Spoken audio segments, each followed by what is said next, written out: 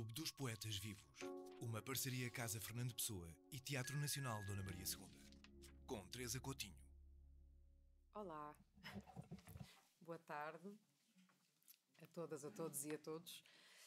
Obrigada por estarem aqui em mais um Clube dos Poetas Vivos, esta parceria entre a Casa Fernando Pessoa e o Teatro Nacional Dona Maria II, que já leva bastantes anos de vida e anos de saúde, e que hoje homenageia, celebra a poeta Ana Luísa Amaral, que partiu há aproximadamente um ano e que foi uma presença no Clube dos Poetas Vivos e nas nossas vidas, que estamos aqui deste lado, e se calhar também nas vidas de quem está desse lado, uma presença fulgurante e marcante.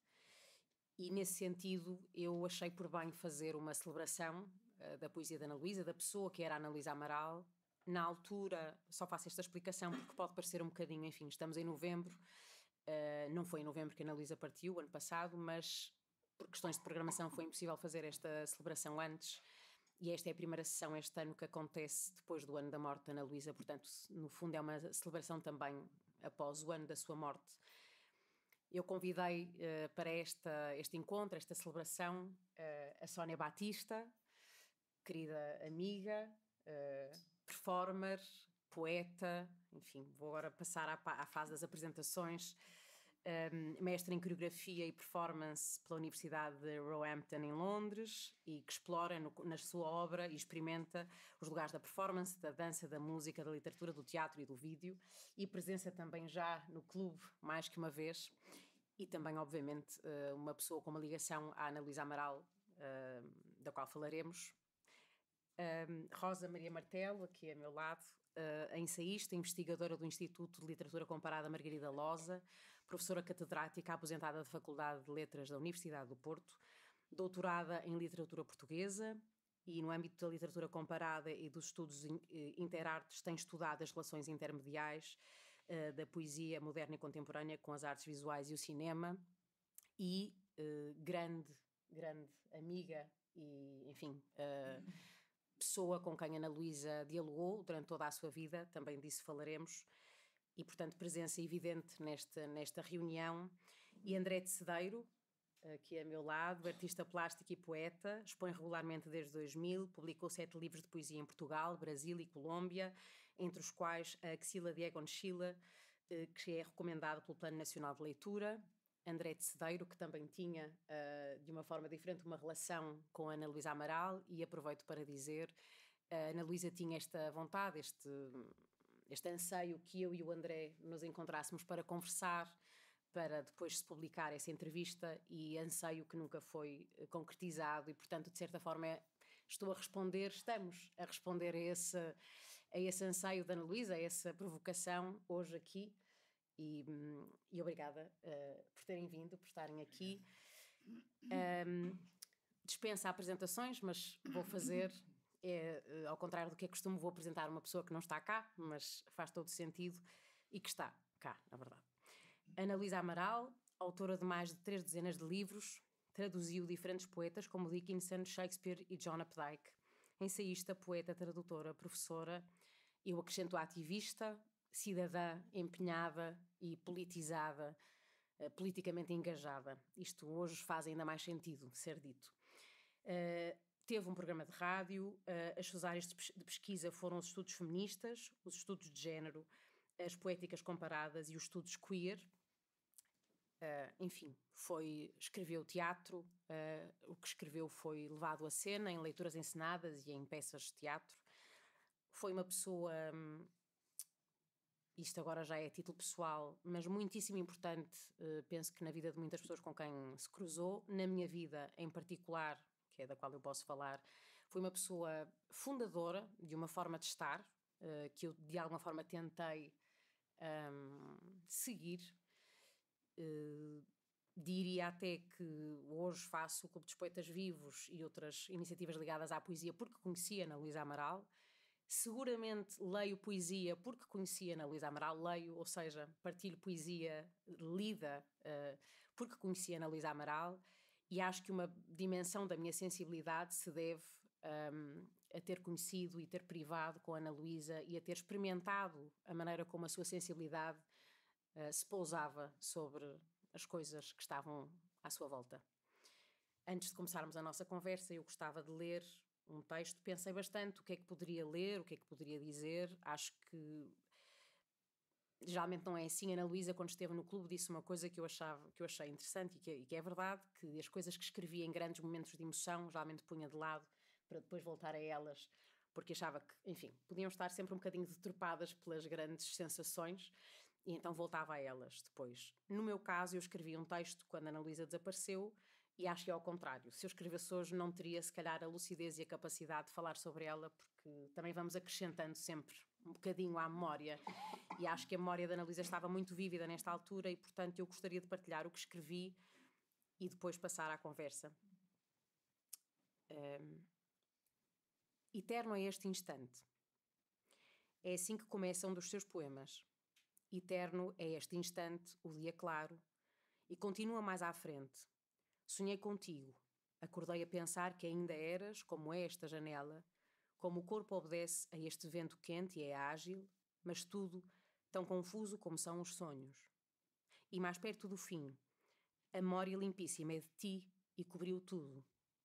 Assim têm acordado os dias desde que Ana Luísa Amaral partiu. A memória limpíssima é de ti e cobriu tudo. Se fecho os olhos, vem-me à memória a sua voz, a sua forma tão única de ler, arrastando levemente o fim dos versos, as últimas palavras penduradas acima, de grau quase imperceptível, das outras. Há ausências, ou devo dizer presenças, que vêm pôr tudo em perspectiva, que nos servem de medida para todas as outras coisas. Arrumam-nas por grau de importância. A sua força é tal que, uma vez esbatidos os limites do seu corpo, se apoderam de tudo. Talvez por isso, por a sentir tão aqui, a sensação seja a de poder ainda voltar atrás, reescrever esta parte da história, pedir à própria Ana Luísa que a componha de outro modo, um verso que fique em suspenso, como era seu hábito, ao invés de um final. A Ana Luísa não era só uma poeta extraordinária, era uma pensadora como poucas houve. O seu olhar sobre as coisas era atravessado pela sua enorme sensibilidade e bondade, o que a fazia estacar com indignação perante os desacertos do mundo. Isso já é de si raro, mas o que a tornava realmente única era aliar esse espanto, esse inconformismo, à imensa capacidade de transformar o apelo do mundo em amparo para o outro ou interjeição. Na sua poesia está tudo, a paleta inteira da vida, das coisas breves e cotidianas, que achamos que não cabem no poema, às grandes interrogações que nos acompanham até ao fim. Nas suas palavras encontramos a paixão nunca dita, o amor em desfiladeiro, a beleza da tigela nas mãos de uma filha, a companhia da empregada doméstica a quem nunca soubemos agradecer, a solidariedade entre mulheres, a questão do corpo, da procura por ser inteira. Está o abismo, a confusão interna, o desespero do abandono, está a perda e a promessa do reencontro, quando os planos se esbaterem e a vida for, afinal, o que vem depois desse breve sono, que é a morte. Nas suas páginas estão as desigualdades sociais, os preconceitos de classe, as questões da mulher, a sexualidade, a mãe a sós, a violência, a reflexão sobre a história do nosso país e o seu humor.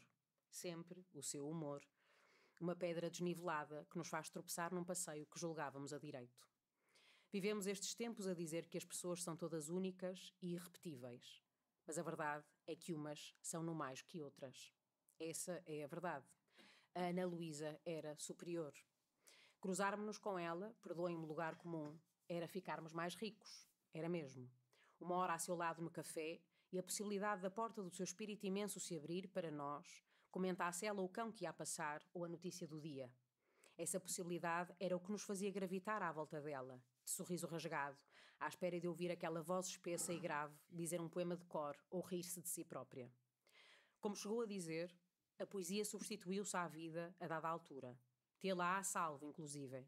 Mas acredito que só foi assim porque viveu muito e intensamente, e nessa constante negociação entre crueza e ficção, elevava os dois mundos. A vida tornava-a profunda, comovente, sob uma lente que ansiávamos partilhar, porque nos ensinava sobre as possibilidades, os ângulos que nunca teríamos tentado, a beleza por desenterrar silenciosamente à espera em cada momento vivido. Na poesia, do cotidiano fez épico, do amor, o dia-a-dia. Há dias apareceu na grande entrevista da RTP, delicada, generosa e forte, a estender o tapete da sua benevolência e inteligência ao entrevistador, a proporcionar-nos mais uma hora de maravilhamento. Palavra escolhida por ela no final do programa. Que inteireza, que dignidade. Quando lhe perguntou ao entrevistador, e o programa foi gravado há 3 semanas, se pensa na morte, se pensa no que deixará à filha e ao mundo, a Ana Luísa desvia o olhar, enche a voz, diz que não pensa nisso, que não quer saber disso para nada. Pairam, acima daquele cenário de televisão, daquelas cores baças, o seu espírito luminoso, a sua inteligência e a sua certeza de ser o maior legado, como a própria disse tantas vezes, aquilo que é simples e humano. Eterno é esse instante. Íntegra, profunda, superior, deixa-nos a sua voz límpida, sem concessões. Melhor do que qualquer apresentação que eu pudesse fazer ou partilha, leio. Também é mais fácil ler do que falar, porque a comoção não nos assalta com tanta força. E agora, enfim, para esta conversa, eu, um bocadinho diferente do que costumo fazer, costumo preparar algumas perguntas, pensei em elencar palavras que eu acho que são nucleares na vida e na obra da Ana Luísa e que assim pudéssemos discutir entre nós, informalmente, como um encontro entre amigo e amigas, em torno desta maravilhosa memória que temos da Ana Luísa. E a primeira palavra que eu pensei foi justiça. Se calhar começava por ti, Rosa, em torno desta palavra justiça, mas também de tudo o que te apetecer, obviamente, partilhar, e também desse maravilhoso dicionário que traz aí de palavras sobre, enfim, que dizem respeito à obra da Ana Luísa e ao seu estar no mundo. Obrigada pelo convite, Teresa, e obrigada também à Casa Fernando Pessoa, e queria cumprimentar todas as pessoas presentes, antes de mais, e os meus colegas mesmo já cumprimentei. O que eu posso dizer assim sobre essa questão da justiça, talvez seja melhor situar-me um bocadinho antes de mais nada. A minha relação com a Ana Luísa era uma coisa eu fui colega da Ana Luísa de faculdade, fizemos a faculdade ao mesmo tempo. Depois, quando começámos a lecionar na Faculdade de Letras do Porto, fomos colegas e durante muitos anos mesmo, até ela sair, fomos sempre colegas. E estivemos na direção do nosso centro de investigação desde a sua fundação. Portanto, trabalhámos juntas na criação desse centro de investigação. Para além disso, tivemos sempre uma relação de amizade muito forte e a Ana Luísa, para nós, na nossa casa, foi sempre como uma pessoa de família, no fundo, não é? Portanto, eu acho que talvez seja importante eu dizer isto de partida para perceberem porque é que a Teresa me convidou para estar aqui. Acho que foi pensando nessas dimensões todas. Assim, da imagem da Ana Luísa em relação com essa questão da justiça, o que eu poderia dizer é que eu penso que havia uma relação muito forte entre certos traços de caráter da Ana Luísa, que era uma pessoa muito combativa, muito frontal e justa, na verdade, e que acreditava na força ou na nossa capacidade de mudar coisas. Ela sempre teve, desde que eu a conheço, portanto, eu conheci a Ana Luísa, ela teria nem 20 anos, não é? Porque conhecemos na faculdade, ela teria menos de 20 anos. Eu sempre a conheci assim, como uma pessoa extremamente combativa, frontal, que dizia aquilo que achava que era, e se não gostasse de qualquer coisa ou estivesse contra uma determinada situação, ela ia bater-se por uma situação melhor. Sempre a conheci assim, era uma pessoa muito combativa, e eu penso que a ideia de justiça, no caso dela, tinha muito a ver com a bondade do seu caráter, não é? Acho que era uma pessoa que, porque era naturalmente boa e muito solidária com as pessoas, acho que ela também tinha essa marca de solidariedade muito forte, ela não conseguia aceitar a desigualdade, a opressão, a humilhação, todo esse tipo de situações. Eu acho que ela sentia quase um dever espontâneo de lutar contra isso, de se colocar contra isso. Portanto, acho que a justiça para ela é uma questão absolutamente central e fundamental, não é? Acho que é uma questão fundamental que ela não trata propriamente na poesia, ou melhor, está presente na poesia, mas não é uma questão que a Ana Luísa trata assim, digamos, de uma forma bandeirante ou de uma forma aquilo que nós poderíamos associar a uma poesia de intervenção no sentido mais bandeirante do termo, porque a Ana Luísa nunca foi muito defensora da eficácia disso. Eu acho que ela tinha, isso nota-se bem na obra, eu acho que ela tinha uma certa resistência à possibilidade de nós, digamos, confundirmos aquilo que é o papel da literatura com aquilo que é uma atitude cívica. A literatura tem essa função, mas não tem que a ter de uma forma explícita e tão combativa como outros meios e outras circunstâncias podem ter, não é? E por isso tu referiste, Teresa, o facto de Ana Luísa ser uma pessoa que tinha esse lado de, digamos, de intervenção cívica, que realmente ela teve sempre, mas que muitas vezes não tinha uma tradução direta nos temas dos poemas, por exemplo, não é? Havia ali um hiato, os poemas podiam tratar situações que se prendem com questões de ordem de injustiça ou questões de ordem política, questões que tinham a ver com opressão, humilhação, desrespeito pelo outro de várias formas, mas isso é sempre muito subtil na poesia da Ana Luísa. Onde ela não era tão subtil era, por exemplo, a escrever nos jornais ou a tomar posições públicas. Aí ela era mais direta e dizia mais francamente aquilo que ela queria. Digamos, ela aí optava por ter uma intervenção mais imediata, julgo eu. Em termos de escrita, e tudo isso está lá, mas está lá de uma forma mais diluída, porque há uma busca também de um rigor verbal e de uma experimentação verbal que para ela estão sempre em primeiro plano, diria eu. Não sei se podemos partir daqui. Sim. Sónia, não, estamos aqui em volta da palavra justiça, mas obviamente que podemos divergir, mas pensando na Ana Luísa, eu pensei em justiça porque acho que realmente também na poesia está a questão da justiça, até pela atenção que ela tinha aos detalhes da vida cotidiana, fazendo-lhe justiça, não é? Sim. Como temas essenciais da poesia e não como temas, enfim, que estivessem à margem e que não valesse a pena aflorar. Portanto, quando falo de justiça é não só também dessa dimensão, se quisermos, mais atenta politicamente, não é? Da Ana Luísa enquanto cidadã, mas também da poeta atenta à vida, não é? Sim, sim. Não sei se queres falar um bocadinho sobre isso ou sobre a tua relação com a Ana Luísa, abrindo aqui levantando o véu. Posso levantar o véu. Não sei, essa questão da justiça, a justiça, o amor ao cotidiano que tu também falaste e que eu acho que está muito presente na obra dela e naquilo que eu conheço dela, que é uma coisa que também me faz muito sentido, porque eu também escrevo, eu vejo muitos pontos de contacto. Primeiro, assim, um apreço e uma crítica, ao mesmo tempo um amor e uma crítica a tudo o que é o que diz respeito ao Reino Unido. Aqui está mais. Porque eu cresci com a BBC, pronto. E então, aliás, um dos poemas que eu escrevi que fala de Londres, e estudei em Londres e etc. Então percebo esta ambiguidade, enfim, da vivência com aquela cultura.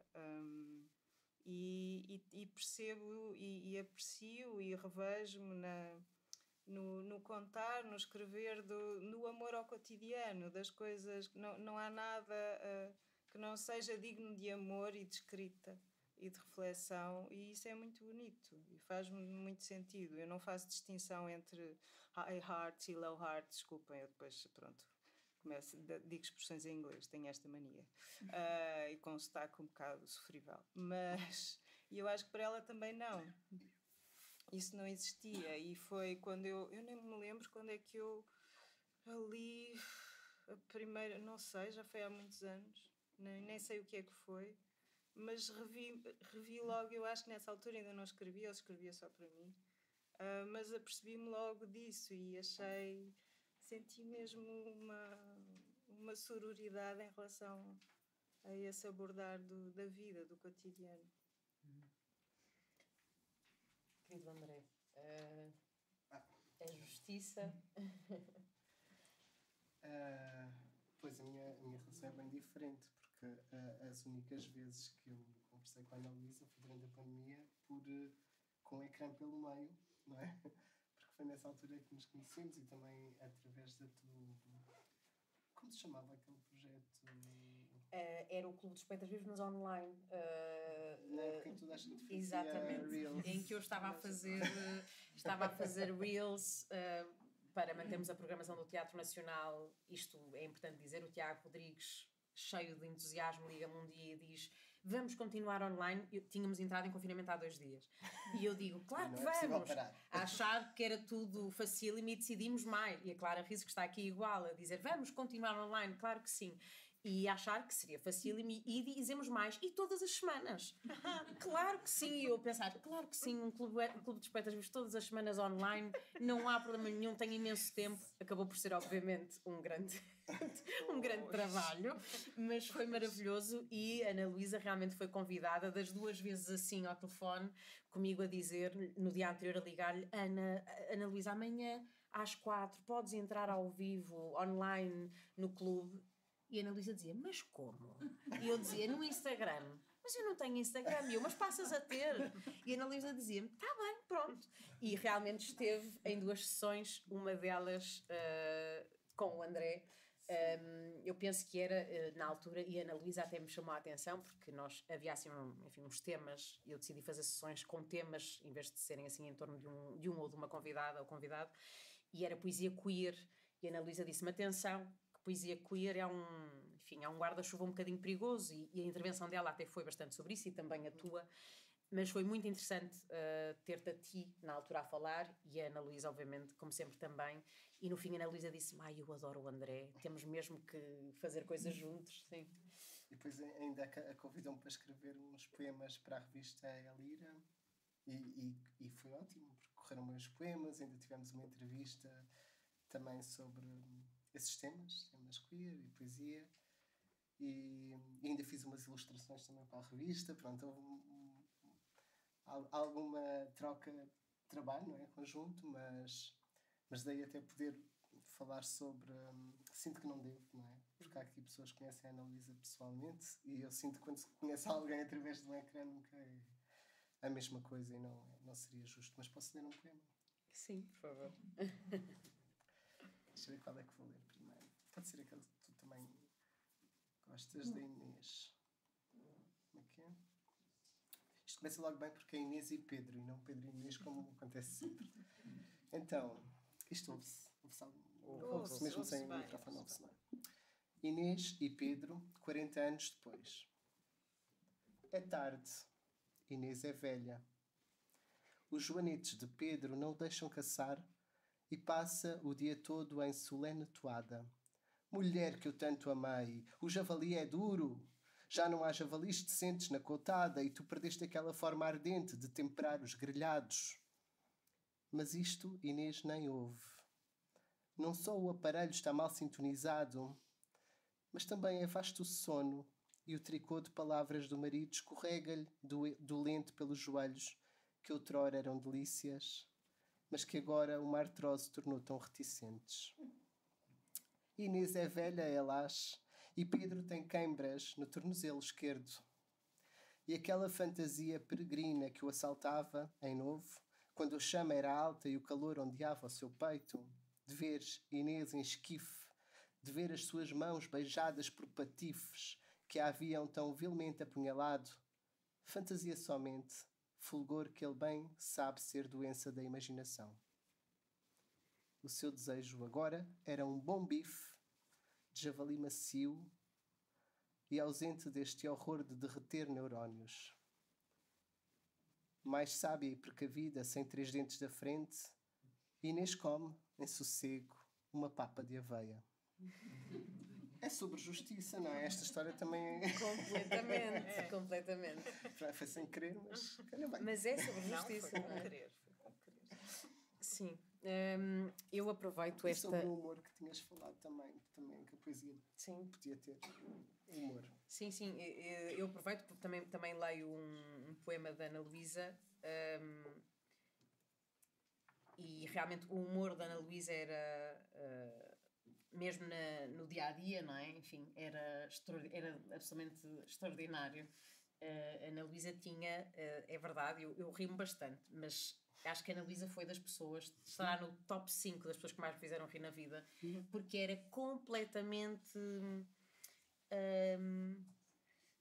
eu vou dizer uma palavra que se calhar é um bocadinho até não está à altura do momento, mas desajustada ou em desacerto com...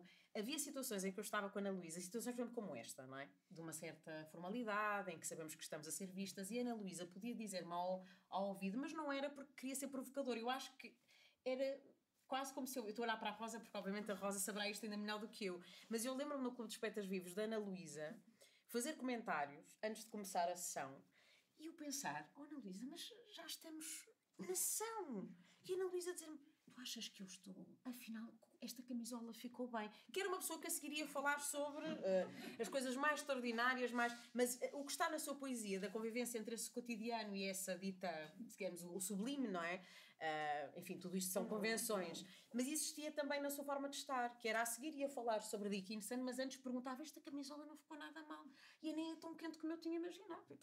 E já estava o microfone ligado e as pessoas já ouviam o comentário sobre a camisola. Vou escolher aqui um poema que ainda no outro dia me lembrei dele, e a propósito de todos os tempos, mas acho que deste tempo faz muito sentido, que se chama Prece no Mediterrâneo.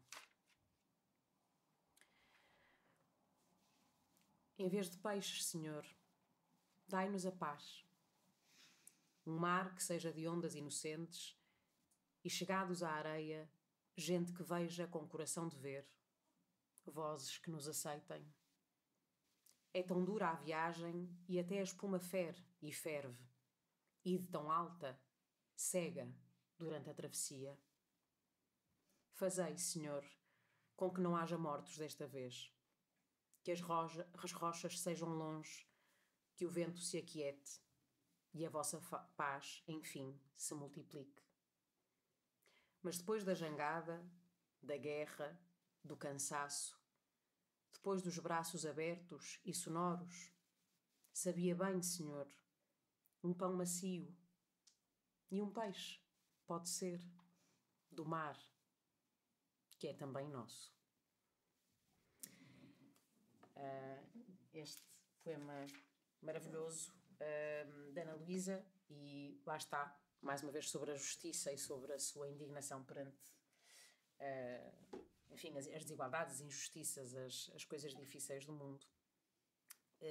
Rosa, se calhar pedia-te para adensarmos um bocadinho aqui a conversa sobre a pessoa e a obra, mas tu fizeste um dicionário de palavras. Fiz agora no comboio.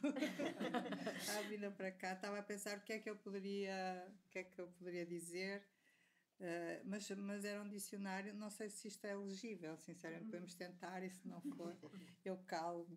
Porque o que eu tentei fazer foi uma coisa que já uma vez tinha feito em relação à obra de Manuel Gusmão, que é destacar aquelas palavras que nós sentimos que são mesmo daquele poeta ou daquela poeta e que estruturam aquilo que a pessoa escreve. Por falar em justiça, a justiça é uma palavra de Manuel Gusmão, não é? Também. Talvez até mais enfatizada na poesia do que no caso da Ana Luísa. Eu tentei fazer isso foi uma maneira de eu pensar, enquanto vinha para cá estava a pensar o que é que eu poderia dizer que traduzisse assim no essencial, que me parece. Posso tentar dizer e expor um bocadinho algumas coisas, mas não sei se eu for demorada, tu dizes que já chega. Claro. Eu tentei então ver por letras, e começando pela letra A, claro que a primeira palavra que me ocorreu foi a palavra amor, ou melhor, foi a palavra amar, o verbo amar. Está muito presente na poesia da Ana Luísa. Mas isto é só sobre a poesia, não tem a ver com a ensaística, nem com a parte de intervenção. São, para mim, as palavras que eu acho que são as palavras que constroem a linguagem, o discurso desta poeta. Então, uma seria amar, mais até do que amor. A outra, azul, que é uma palavra que a Ana Luísa usa muito, até porque é um anagrama de luz, e é quase um anagrama, a luz, é um anagrama de azul, não é? E as duas palavras estão muito presentes na poesia da Ana Luísa e tem muitas vezes uma dimensão cósmica. Depois, a palavra ainda não há abismo, aquelas coisas aproximam-me do abismo e não morri, esse tipo de coisas que ela usa muito. E a palavra avesso, que eu acho que é fundamental na poesia da Ana Luísa, ver as coisas do avesso. É um olhar de isto parece assim, e se víssemos do avesso? Como é que é do avesso? Na letra B, brilhos, barroco, porque ela tem uma poesia do excesso, obviamente, e tudo o que é, e tem o excesso mais perfeito. É um poema muito marcado pela estética barroca. E a palavra brando, que é uma palavra quinhantista, camniana, e da qual ela se apropriou claramente, sobretudo naquele livro A Gênese do Amor. Na letra C eu escolheria coração, mas também crimes, cósmico, porque há sempre esse lado de uma visão do universo ou das galáxias que está muito presente, e a palavra cebolas, claro, que é fundamental, e também centro, porque ela tem toda uma lógica de pensar em relação ao que é o centro e o desvio, e uma das estratégias é sempre a ideia do desviar, não é? Desviar, isso é ciência. E também cigarro, que era uma palavra que está presente nos poemas e que ela tem até uma ode, não é? Muitas vezes mede coisas em função dos cigarros fumados. Cósmico e cosmos. D, claro que há aqui uma palavra que tem que entrar imediatamente, que é Dickinson, que é a grande referência da Ana Luísa como poeta. Desviar, que é uma técnica que ela usa, não é? Pegar num assunto e depois desviar. Parece que vai fazer uma ode e depois faz uma anti-ode, esse tipo de coisas. E diagonal, que dá o título ao livro, não é? O olhar diagonal das coisas, e que é sempre essa ideia de ver de lado, não é? Ver de uma forma...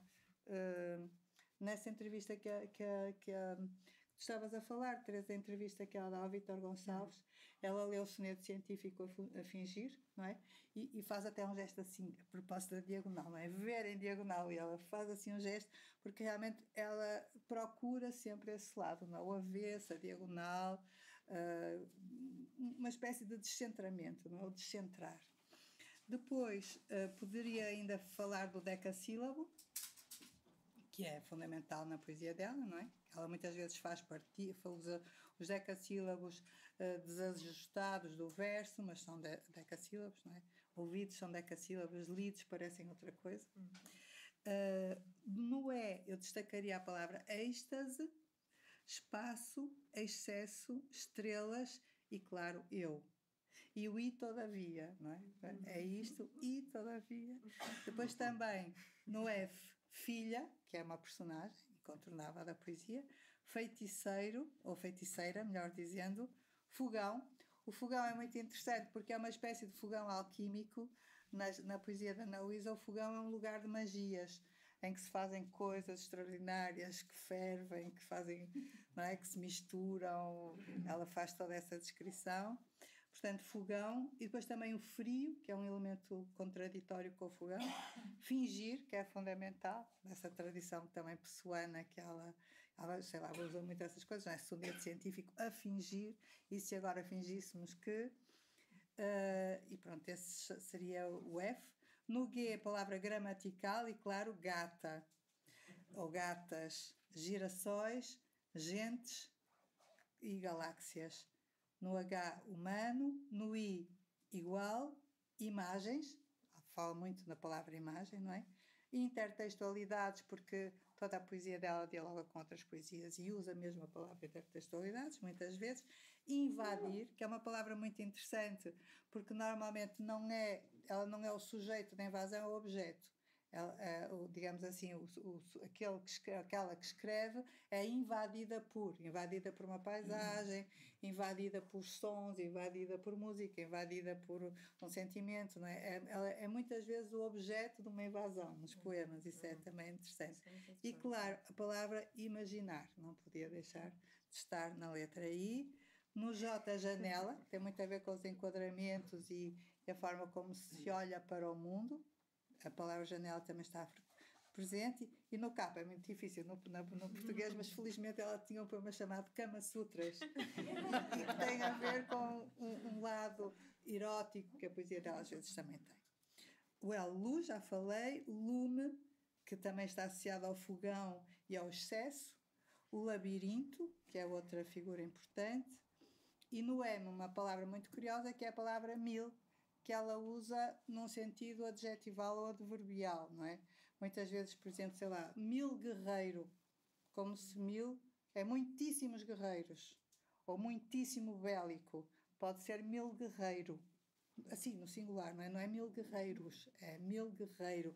Eu lembro dela até se brincar, porque quando fazia revisão de provas, normalmente vinha tudo corrigido, não é? Parecia gralha. Mas é uma palavra que ela usa no sentido da intensificação, porque, como eu disse, a poética da Ana Luísa é uma poética de intensificação, a poética do excesso, a maior parte do tempo é uma poética solar, uma poética muito afirmativa, tem um lado melancólico também, mas é uma poética do êxtase, não é? Sem dúvida nenhuma. Então, no M teria então mil, magia, porque, sobretudo nos primeiros livros, a Ana Luísa é uma espécie de bruxa menor, ou seja, uma bruxa a quem uma aprendiz de feiticeira, vá, não é? Ela faz umas bruxarias meias falhadas, mas apresenta-se como feiticeira, não é? Apresenta-se sempre como bruxa ou feiticeira, e isso é também muito interessante, porque tem a ver com a questão que a Teresa referiu da autoironia. É uma coisa que poucos poetas têm, não é? E ela tem essa capacidade de se rir dela mesma e de fazer poemas em que se diverte com as suas fraquezas também, e faz isso muito bem, não é? Tem essa dimensão de autoironia. Então, sobretudo nos primeiros poemas, aparece essa figura da feiticeira que tenta fazer umas magias, que são as transfigurações que os poemas poderão realizar, mas essas magias caem sempre um bocado mal, não é? Ela tem um poema muito interessante, que é uma espécie de um Houdini, mas com o chapéu meio torto. Claro, a palavra mulher e a palavra memória, que é muito importante, porque a poesia da Ana Luísa também é uma poesia sobre o tempo. E a questão da memória literária, cultural, artística, histórica, pessoal. Há muitas dimensões da memória que são trabalhadas. E eu também escolhi a palavra macio, porque ela usa muito a palavra macio ou macia para referir pessoas. No fundo, tem muito a ver com texturas de pele, não é? Ela usa muito a palavra também para os animais. Ela fala o pelo dos gatos, do cão, referido como macio. No N, eu escolhi nuvem e noite. No O, oblíquo, que se prende também com a questão do diagonal. No P, escolhi perigo, que é uma palavra que está muitas vezes presente.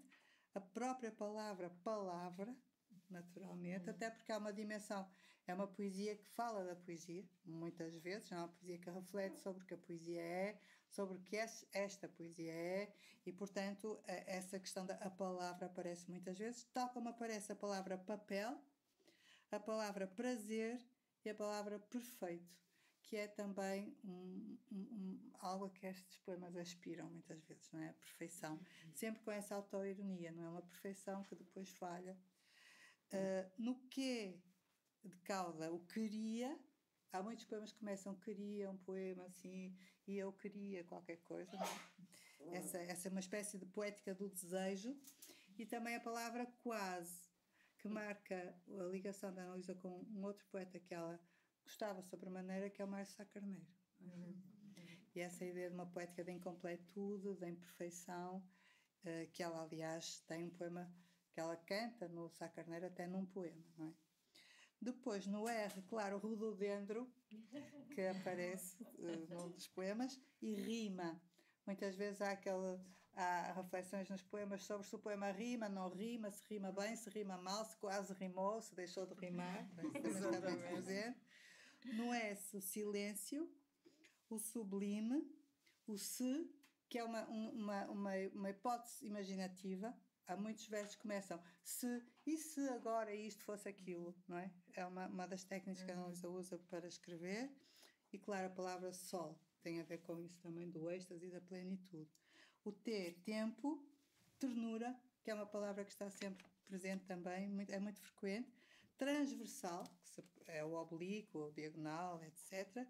E a palavra tu, que muitas vezes remete para um destinatário especial de determinados poemas, que é uma pessoa que ela destaca em função da paixão ou da amizade, também pode ser. No U, claro que tinha que estar utopia e universo. No V, vento, há muito vento na poesia da Ana Luísa. Vagabundagem, que também é uma palavra que eu acho que ela gostaria que estivesse aqui. Visitações, que tem a ver com essas práticas da memória. E, claro, a palavra verso. Para o X, é a minha grande falha, por isso podia ser quase perfeito, mas para o X não há nada. 0 para já. E no Y nem conto também não, são as duas palavras, as duas letras que não consegui lembrar-me de nada. E no Z, vá lá para fechar, encontrei o zigue-zague, que também tem a ver com essa, usa a palavra e que se prende com essa maneira de escrever de uma forma nunca linear. Não é? A Ana Luísa tem uma escrita que é enviesada, propositadamente enviesada, não é? Faz derivações, revisitações, dobras, são poemas que pensam sobre eles mesmos, e portanto há um certo zigue-zague. Eu julgo que ela usa a palavra zigue-zague em relação ao rato, mas agora não tenho a certeza. E pronto, isto eu penso, a ideia com este vocabulário era qual seria a forma mais rápida e assim de dar uma ideia do que é uma poética, porque na verdade uma das grandes conquistas de um poeta é o seu vocabulário. Não é? Nós sabemos. Isto foi ótimo, obrigado. Foi mesmo, não é? Nós sabemos. Uma visão de helicóptero. Sim, nós sabemos que há palavras que imediatamente ligamos com determinados poetas, não é? Isso é, sei lá, fingimento. Nem preciso dizer quem é que nos lembra. Há palavras que se remetem para determinadas poéticas. E isso é muito interessante, porque, de facto, quando isso existe porque as pessoas construíram uma língua dentro da própria língua. Não é? Construíram uma língua para falar, para construir um mundo, que é um mundo verbal. E esse mundo da Ana Luísa, como veem, é bem denso e é um mundo em que as coisas têm sempre um outro lado e onde a imaginação tem um lugar muito importante. E depois também estas questões que a Teresa referiu, não é? Como por exemplo, o tema da justiça. Sim, é muito. Eu estava a ouvir e aconteceu, nós não combinámos, mas eu decidi, enfim, organizar a conversa em função de algumas palavras e depois, quando cheguei, percebi que a Rosa tinha feito um dicionário da Ana Luísa Amaral. Portanto, obviamente, foi bom porque percebemos que as palavras que eu elenquei, que eram só 5, eu bastante mais, enfim, modesta na minha, mas eram palavras que estavam neste dicionário. Eu tinha dito justiça, imaginação, palavra, bondade e silêncio, e acrescentei agora aqui magia, enfim, tudo palavras que estão também nesse dicionário, e também concordo com o André que foi maravilhoso. E o André que tem também este gosto por palavras, e recentemente fizemos uma conversa em torno de palavras. E enquanto estávamos a ouvir, eu disse: eu acho que tu também tens isto, a propósito da autoironia, e a Sónia também. Portanto, é curioso, sim, estamos aqui entre.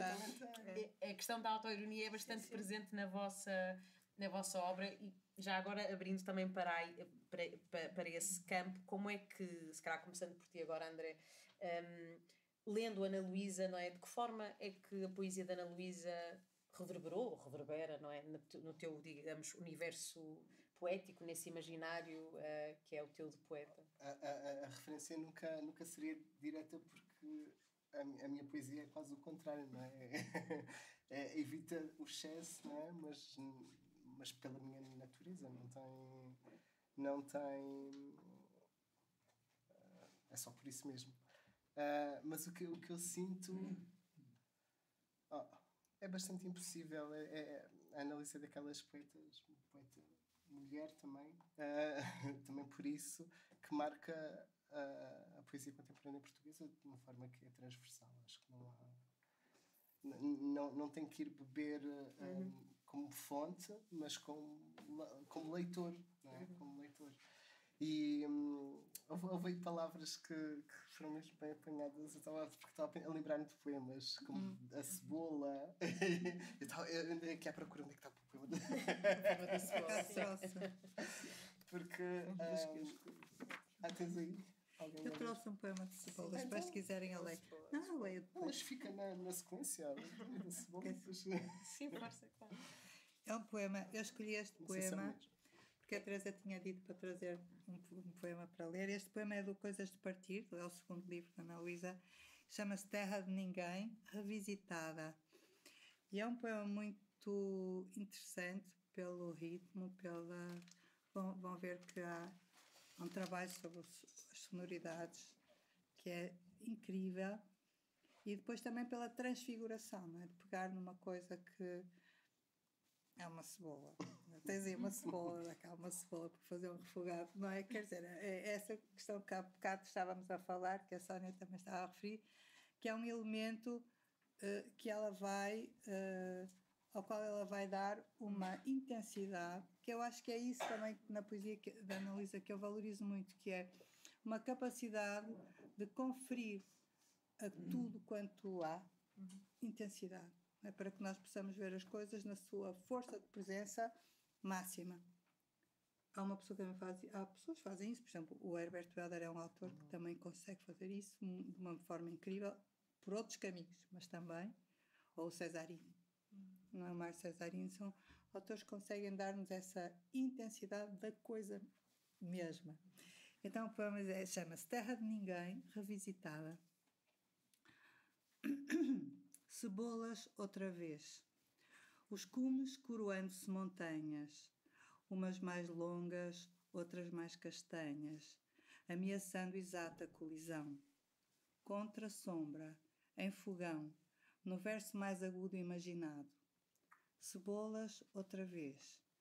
Julgava as inocentes, Joanas d'Arc prontas para o lume, e não cheias de gume, afiados sapatos de cristal.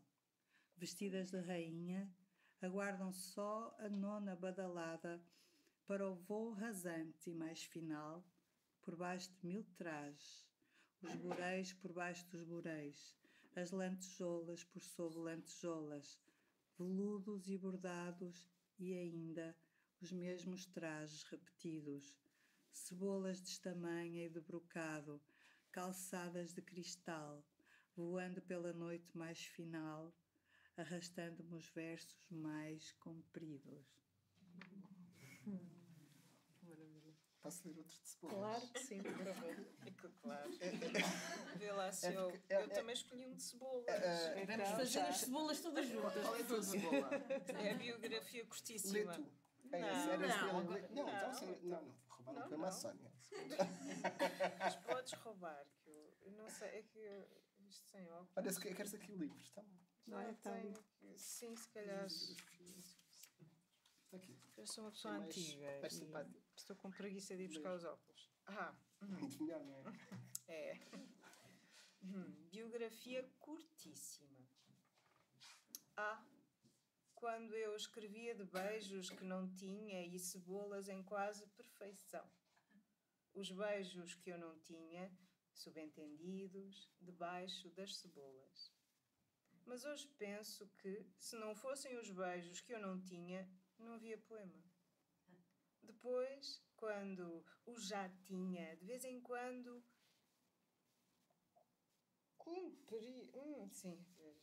Cumpri uma cebola, desculpem.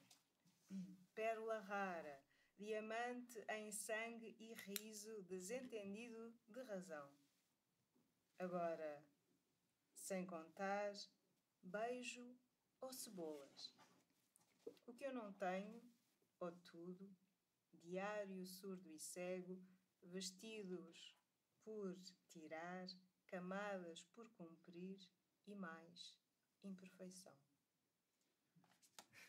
Peço desculpa pelo momento de Tudo isso cegueira cabe. momentânea. Eu acho que tudo Sim, isso sim. é também Sim, completamente. a nossa evocação André, ficaste sem a cebola. Sem cebola. Há aqui mais. Mas a cebola é uma bela imagem, porque eu acho que também tem muito a ver, obviamente tem a ver com esta questão das camadas, não é? E há aqui algumas palavras que eu tinha elencado que já foram, na verdade, aqui de alguma forma afloradas, mas pensando na cebola e pensando na justiça, e falámos, não é, desta capacidade da Ana Luísa se pronunciar através da poesia ou fora da poesia, se calhar muitas mais vezes até fora da poesia, acerca de questões que a inquietavam, eu punha em contraponto o silêncio, porque acho que é uma grande questão também da poesia e do estar da Ana Luísa. E aqui o silêncio, e gostaria de fazer isto como a Ana Luísa gostaria, e portanto vou tentar ter cuidado a fazer isto.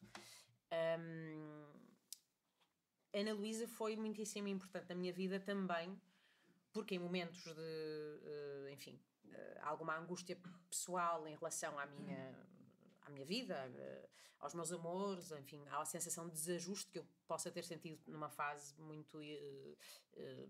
não assim tão precoce, ia dizer precoce, mas a adolescência não é uma fase precoce, é a fase pró-desajuste, é a fase em que o desajuste se começa a fazer sentir. A Ana Luísa foi um amparo. E a Ana Luísa era um amparo.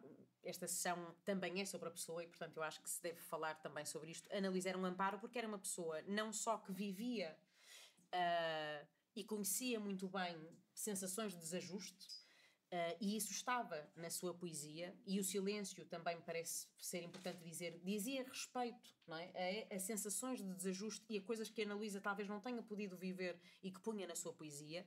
Portanto, essa uma razão pela qual a Ana Luísa era, parece-me a mim, atenta ao desajuste das outras pessoas. E depois porque, efetivamente, eu acho que tudo para a Ana Luísa era razão de atenção, de questionar, portanto, se havia alguma coisa que lhe parecia estar a acontecer, a Ana Luísa era atenta a isso. Por mais que também fosse uma pessoa altamente centrada em si e naquilo que estava a viver, mas era atenta. E, portanto, falo do silêncio porque está na poesia da Ana Luísa, mas também porque a dada altura ela foi bastante atenta ao meu silêncio, a um silêncio que estava muito preenchido por coisas que eu não podia dizer, e que quando eu era muito jovem, a Ana Luísa, posso partilhar, uma vez encontrou-me na FNAC e disse-me, eu estava com um ar provavelmente triste ali a rondar as estantes dos DVDs, e a Ana Luísa disse-me: então, e tal, estás aqui, Terezinha, né? E diz-me: olha, queres uma sugestão ótima para uma série? E eu pensei, que coisa tão estranha, de repente a Ana Luísa entrou assim com esta... foi direta a este tema, eu não tinha quase conseguido dizer nada. Viu o L-Word? É uma série giríssima que saiu agora.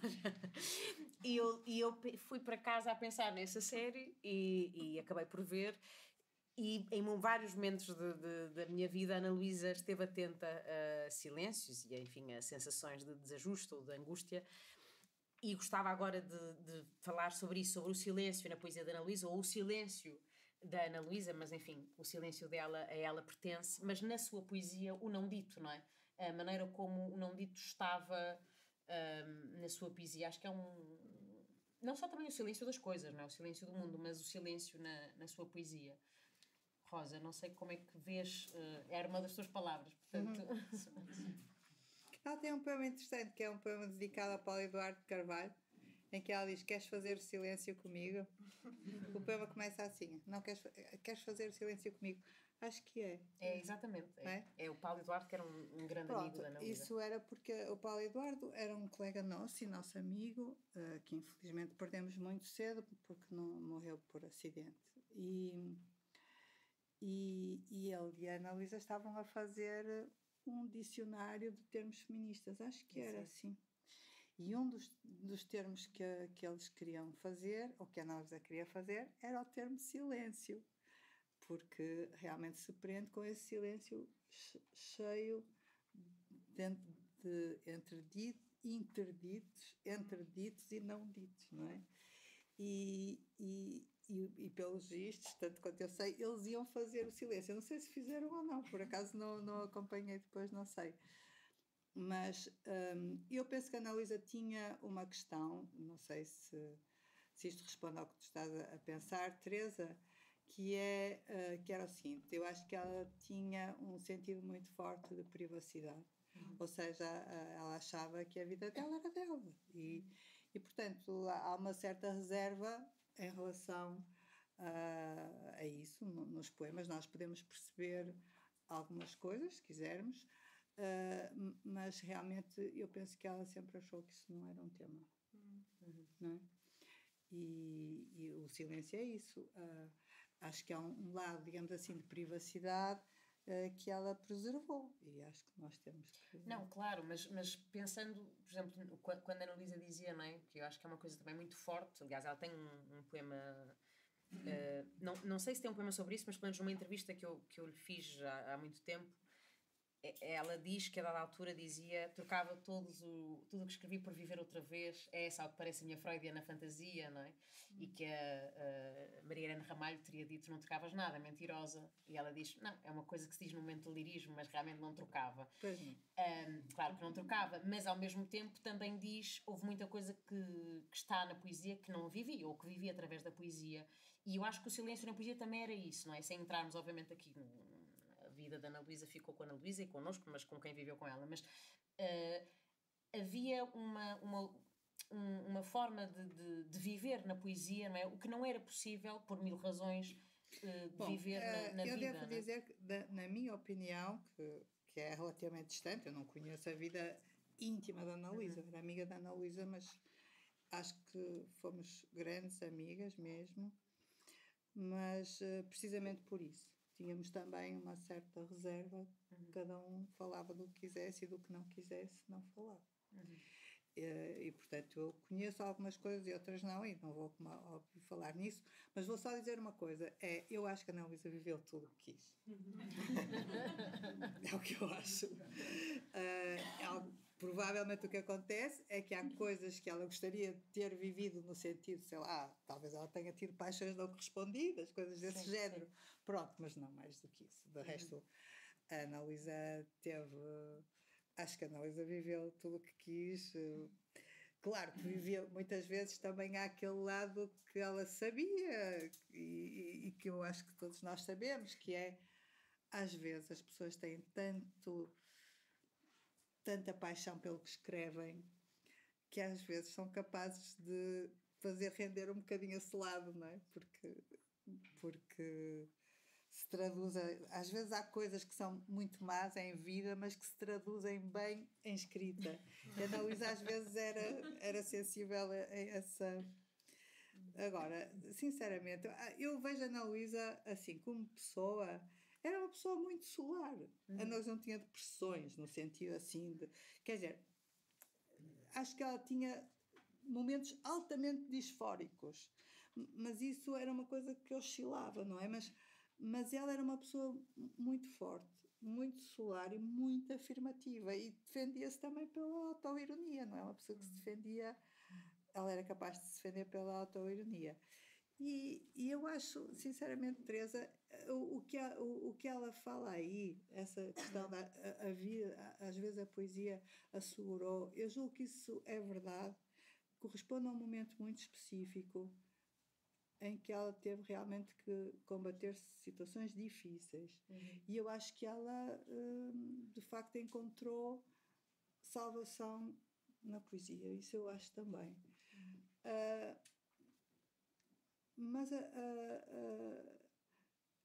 a ideia que eu tenho é que ela era uma pessoa muito forte, era muito afirmativa, e era uma pessoa poderosa, na verdade. A Ana Luísa era uma pessoa pequenina, não é? Mais ou menos do meu tamanho, mas era uma pessoa muito poderosa mesmo. Tinha muita energia, tinha uma capacidade de trabalho louca, mas louca. Tinha uma memória inacreditável. A Ana Luísa sabia todos os poemas que escreveu de cor, e é aquilo, não é? É uma coisa impressionante. É uma coisa muito impressionante. E além daqueles, sabia todos os poemas que ela gostava, mais ou menos. Tinha uma memória completamente invulgar, prodigiosa. Tinha uma memória prodigiosa. Tinha uma capacidade de realização muito grande. E, portanto, era uma pessoa com uma energia muito forte. Eu costumo vê-la assim como... Sim, eu acho... Sim. Concordo. Claro, há ali momentos, claro, como toda a gente, não é? Tem momentos difíceis na vida, todos nós temos, quem não tem. Há momentos em que a vida é mais difícil, e ela tinha, de facto, nesses momentos, a possibilidade de a poesia assegurar, é verdade. Eu acho que ela contava com isso. Também porque a poesia nela era muito espontânea, era uma coisa que acontecia assim. Já agora, só para dar um bocadinho a ideia do lado engraçado na Luísa em matéria de poesia. Nós, por exemplo, sempre fazíamos um jantar no instituto em que nós trabalhávamos, ela fazia sempre quadras, desaparecia, e depois fazia uma série de quadras alusivas ao momento, o que é que estávamos a comer, o que é que não sei quem tinha dito, e aparecia com aquilo assim, 10 minutos depois, ela desaparecia, a fazer aquelas coisas, que ela dizia que não eram poemas, e que era só uma brincadeira.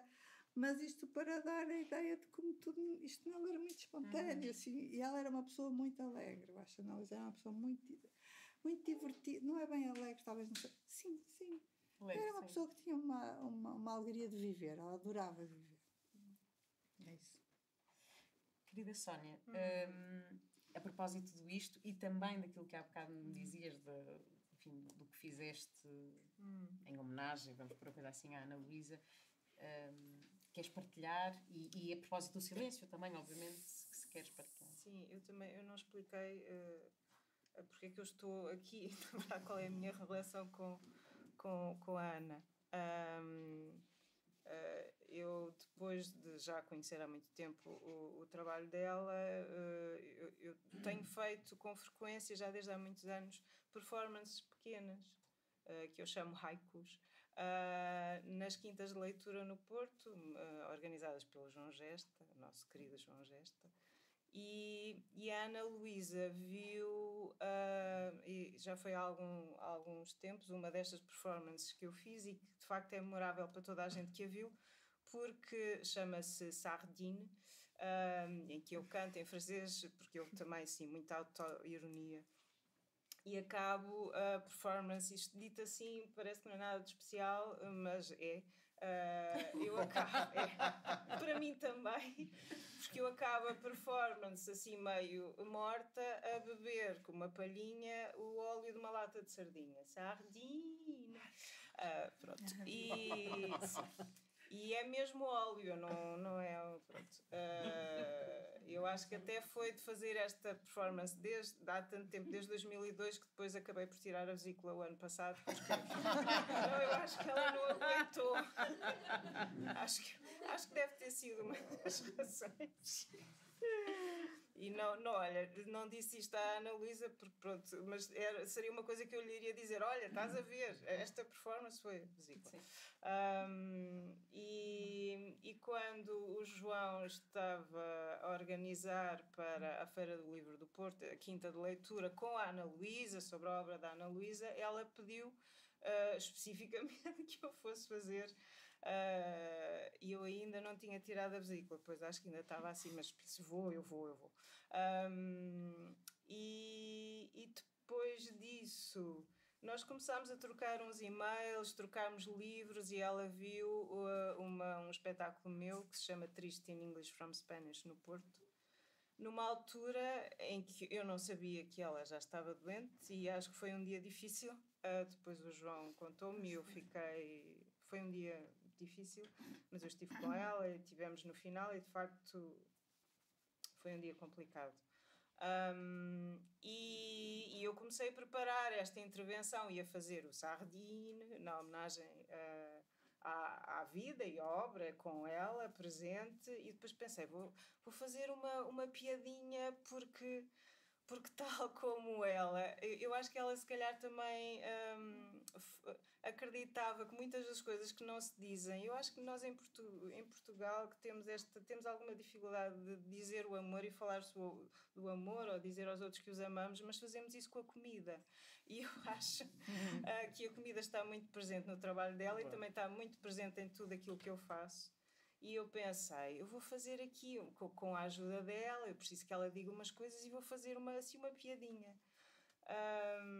E Rosa, tu, não sei se te lembras, mas pronto, o que aconteceu então, depois a Ana Luísa já não estava connosco, e eu fiz o Sardinha na primeira parte das quintas de leitura, e na segunda parte disse ao João, não, eu vou fazer aquilo que pensei fazer com a Ana Luísa, mas sem ela. E é uma coisa muito simples, mas que, enfim, com esta ironia e este amor à comida e esta coisa do dizer o amor com a comida. Queres que eu faça agora? Sim, é rápido.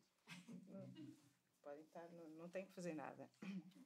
Então, eu combinaria com a Ana Luísa, eu chegava, entrava e dizia para o público e para ela, eu tenho muito amor para dar. E depois virava-me para a Ana e perguntava-lhe, Ana, queres um bocadinho? E ela respondia, sim.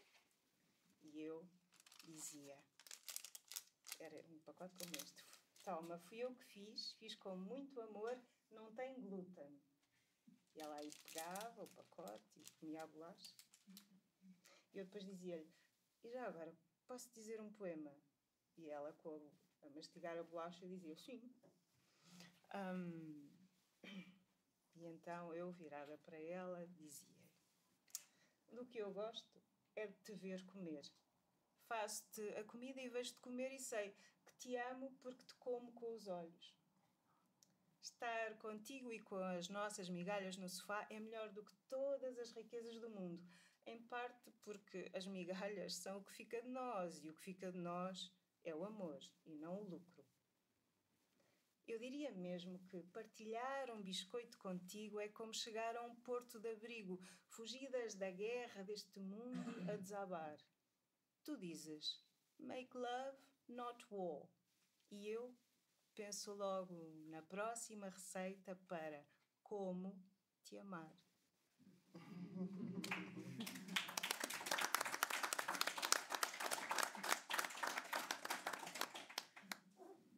Que maravilha. Obrigada, Sónia. Vamos continuar aqui só a ler mais alguns poemas e gostava só também de falar aqui de outra palavra que eu associo à Ana Luísa e que também referiste, Rosa, que é magia. Enfim, eu tinha aqui imaginação, mas eu acho que tudo isto é evocado, mas magia...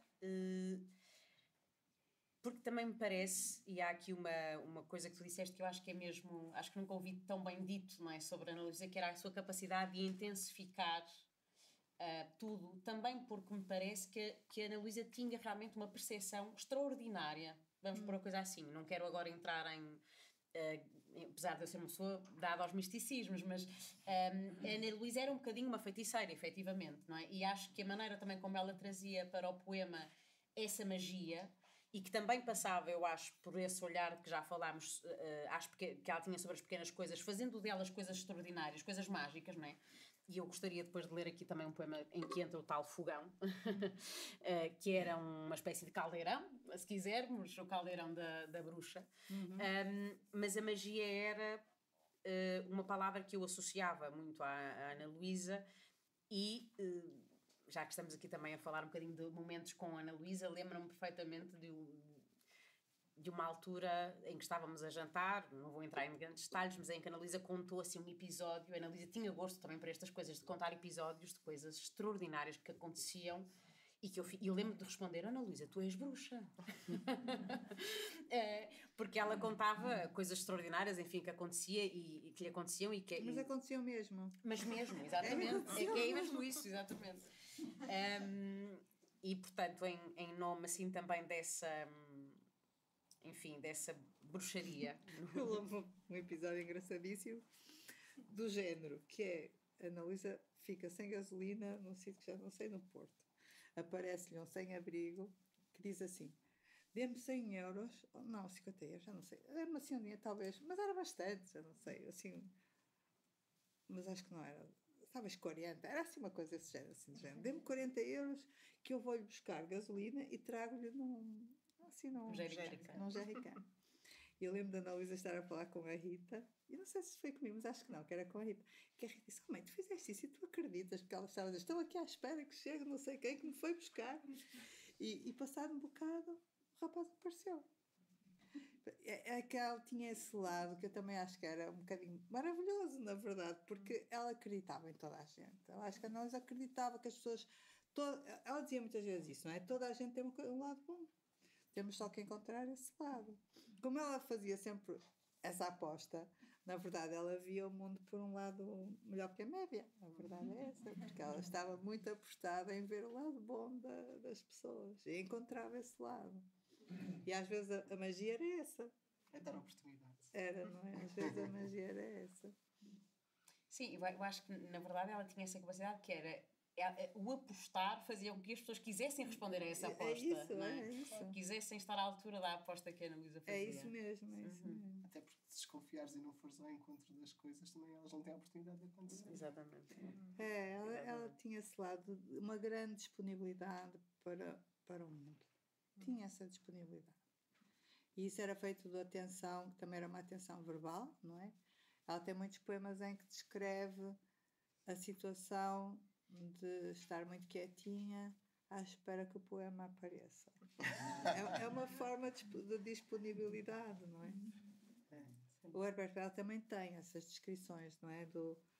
Mas é mais aquela coisa de ser intensificado por uma espécie de eletricidade cósmica que atravessa o poeta e ele escreve. A Ana Luísa é mais low profile, uma coisa assim mais estar sentada à espera. Ela tem muitas coisas assim, não é? Bem espero que ele chegue, esse olhar diagonal das coisas. Não, e ao mesmo tempo também um lado, eu acho que há bocado quando falávamos da questão do silêncio e tudo mais, há uma coisa que eu realmente pensei que é, eu acho que o que também não vivido para a Ana Luísa tinha muito a ver com a vontade imensa de viver. E portanto tinha tanta vontade de sorver tudo que obviamente haveria não vividos, porque era impossível viver tudo tão intensamente e abarcar tudo. E lembro-me daquele poema que ela tem em que acha que a poesia lhe desapareceu, não é? A musa lhe desapareceu, e até fala, penso que é a Lídia Jorge, não é? Que a acompanha nesse poema, em que ela comunica com ela e diz: julgo que a perdi, Lídia, não é? Julgo que perdi a poesia, que perdi a musa. E eu imagino mesmo a Ana Luísa dramática no melhor sentido. Sim. Quando eu uso dramática, eu sou atriz, portanto é mesmo no melhor sentido. O drama é maravilhoso e sermos dramáticas é maravilhoso, mas dramática a pensar acabou, não é? A poesia não vem. E depois no próprio poema, na sua tal autoironia, Ana Luísa diz: afinal apareceu, passado 2 dias, e diz à Lídia: afinal tinhas razão, obrigada amiga, não é? A poesia afinal não me fugiu. E essa questão que a Sónia estava a referir é muito importante, realmente. A Ana Luísa valorizava muito cozinhar, não é? Ela adorava cozinhar. Mas era exatamente isso que estavas a dizer, Sónia. Era o cozinhar era uma forma de expressão. A Ana Luísa era claramente uma forma de exprimir a amizade que tinha pelas pessoas, o prazer que tinha em receber as pessoas em casa. Ela tinha muito isso, não é verdade? Sim. Tinha os célebres croquetes, não é? Que ela fazia como ninguém. Exatamente. Sim. Partilho então um poema, enfim, sobre muita coisa, mas também sobre fogão. Diferenças ou os pequenos brilhos. Quando eu morrer, a diferença já não. O próximo fulgir de estrela, igual. Na panela fervente o vegetal, à mesma temperatura. Quando eu morrer, a minha rua será a mesma rua. A luz do candeeiro, luz igual. Os meus livros terão as mesmas cores, as mesmas letras, os mesmos sinais. Tal como na cozinha os pontos cardeais serão os mesmos, onde quer que eu for. Aqui, botão do gás, ali os pratos, a flores discretas, recém-arrumados. E, do lado direito, simbólico, o seu estado, máquina de lavar. Quando eu partir, as coisas ficarão como devem ficar. Perder-se-á, é certo, da cozinha, o seu nível onírico e de inspiração. Nunca mais o fogão a dizer versos. Nunca mais o fogão sem ser, sendo, fogão. Para além disso, as rendas serão rendas, as gavetas, gavetas. E, como é óbvio, as janelas, janelas de entrar luz. E o incêndio que vi nesta parede, Troia, onde mil Cassandra a convidar, ceder-se-á ao sítio onde o sonhei e pus, ou seja, no papel, que ficará. Que, como livro, anel interestelar, como cebola à espera de um luar, que outros olhos não veem, mas seduz. Quando eu morrer, a diferença já não. Só um fulgir de som. sós o nido de abelha sobre flor, minúsculo cavalo na parede, em ínfimo esplendor.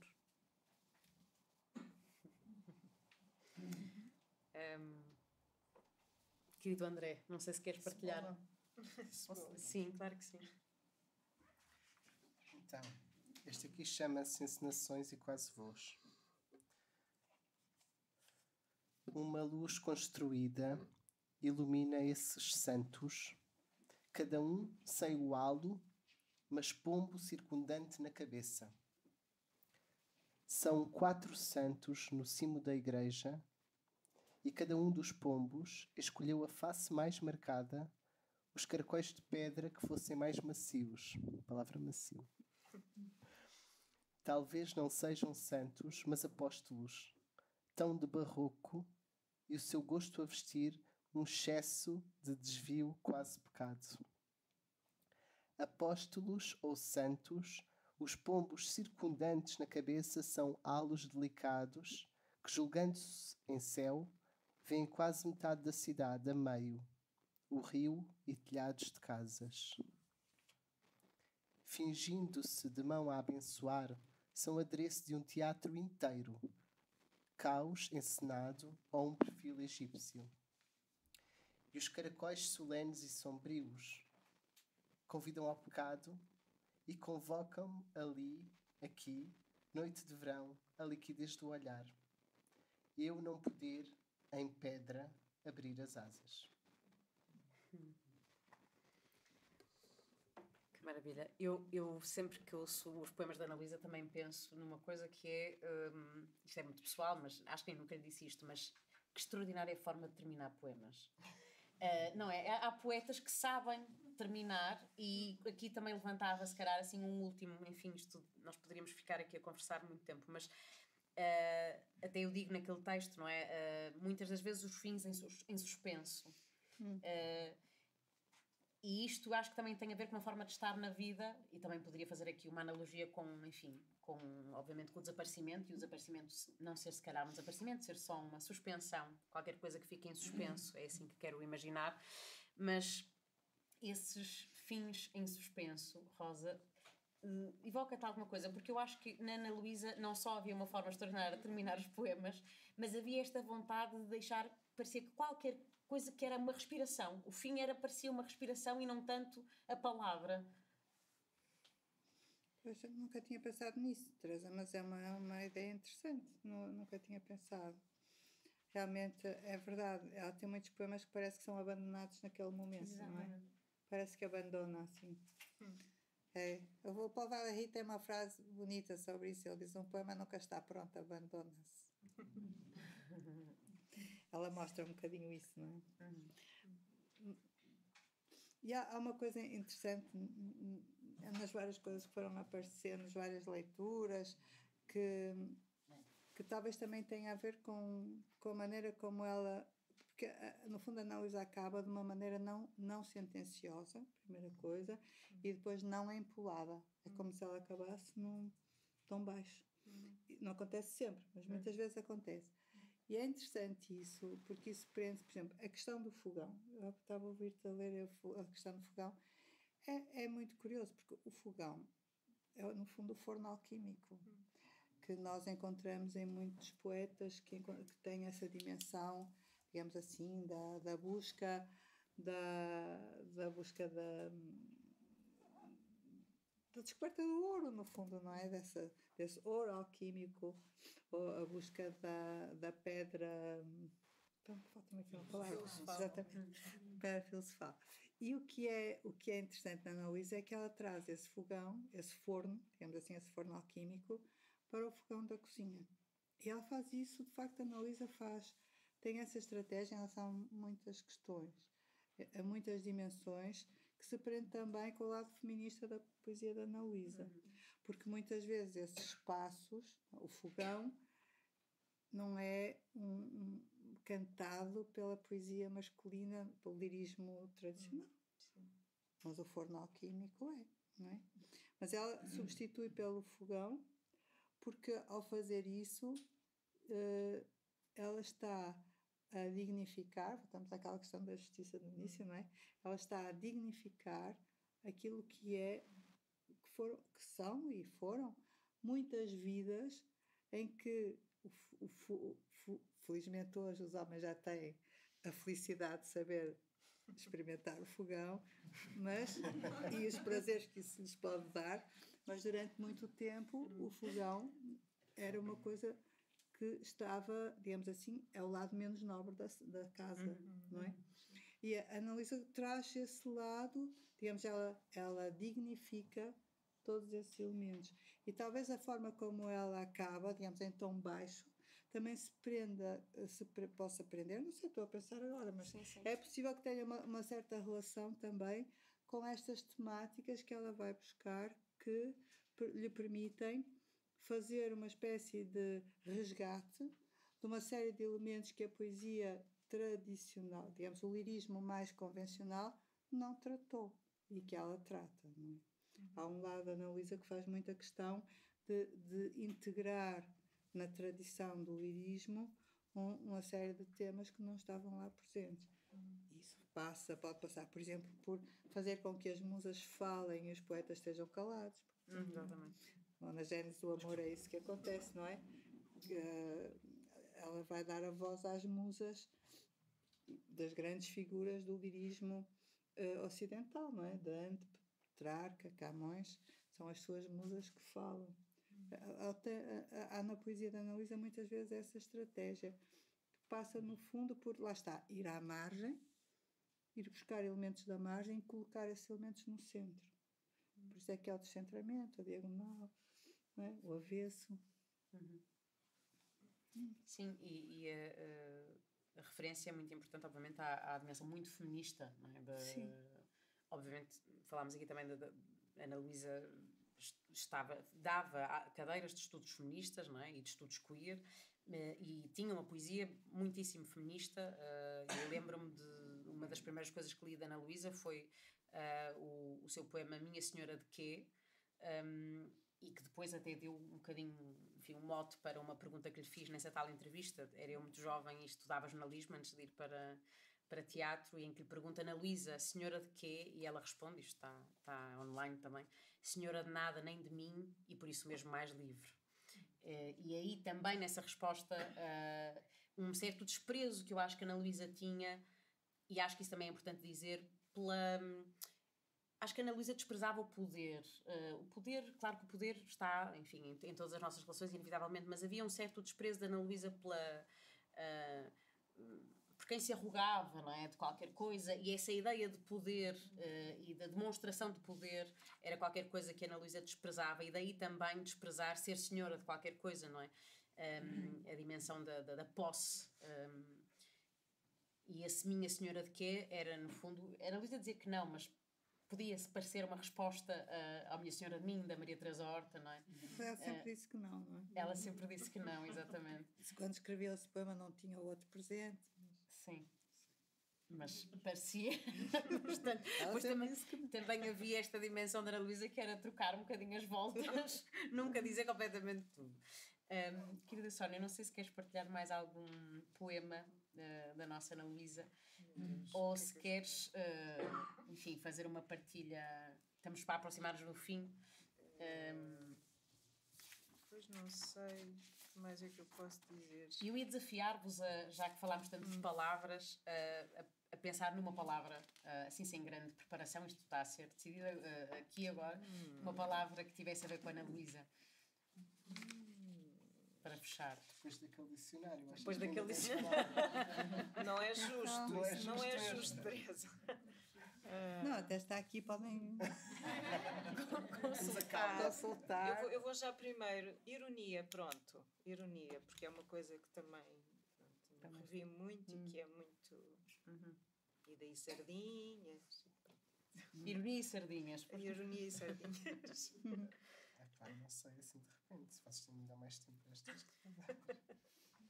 Eu poderia dizer, e também aproveito e leio aqui e dou assim um bocadinho de tempo ao André, das várias palavras que estão aqui, mas que eu acho que é uma palavra de alguma forma subvalorizada nesta nossa época, mas que eu acho que tem muito a ver com a forma da Ana Luísa estar no mundo e também da poeta que a Ana Luísa era, que é a bondade. A Ana Luísa era uma pessoa boa, não é? E até se costuma dizer, há aquele poema que circula de forma imparável, da Adília Lopes, não é? Que diz, estou a marimbar se as pessoas são sexy, inteligentes, eu quero é pessoas boas, se não são pessoas boas não prestam, é uma coisa assim.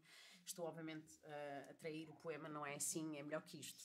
Mas a Adília tem esse poema que circula muito, e eu acho que a Ana Luísa tinha essa... conjugava, que não é assim tão comum, um extraordinário talento e umas extraordinárias capacidades a vários níveis com uma extraordinária bondade. Era uma pessoa boa, efetivamente, e isso está não só na maneira como a Ana Luísa escreve, porque as suas preocupações, ou seja, não era alguém que escrevesse para criar uma imagem de si e que depois na vida há aquela coisa, não é? Nunca conheças os teus ídolos porque vais te decepcionar. No caso da Ana Luísa, arrisco a dizer que era muito difícil isso acontecer, porque a Ana Luísa era aquilo que escrevia e as suas preocupações eram aquelas, e era uma pessoa boa, e portanto eu escolheria bondade, enfim, como, não só como característica dela, mas também como missão. Eu acho que a Ana Luísa tinha como missão a bondade, e aproveito para partilhar aqui